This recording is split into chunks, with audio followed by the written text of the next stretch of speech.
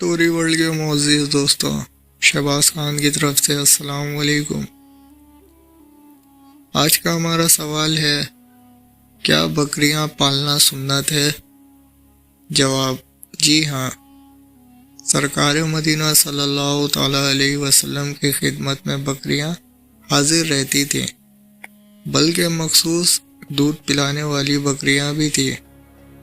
ایک روایت ہے کہ گھر میں بکری کا ہونا محتاجی کے 70 دروازے بند کر دیتا ہے، یعنی گھر میں بکری رکھنا اتنا مفید ہے۔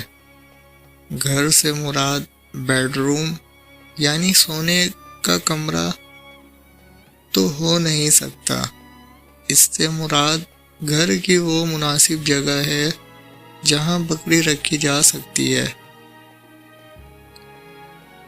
سوال، اگر کسی نے میلاد کے لنگر کے لیے جانور پالا ہو تو کیا وہ اس جانور کو بیچ کر آدھی رقم اس سال اور بقیہ آدھی رقم اگلے سال میلاد کے لنگر میں خرچ کر سکتا ہے؟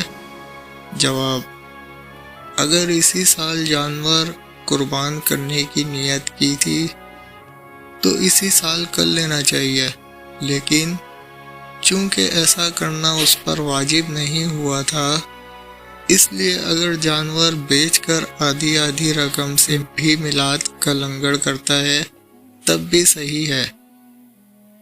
اگر بالفرض ارادہ بدل دے اور لنگر ہی نہ کرے تب بھی گناہگار نہیں ہے، لیکن جب نیت کی ہے تو اس سے پیچھے نہیں ہٹنا چاہیے۔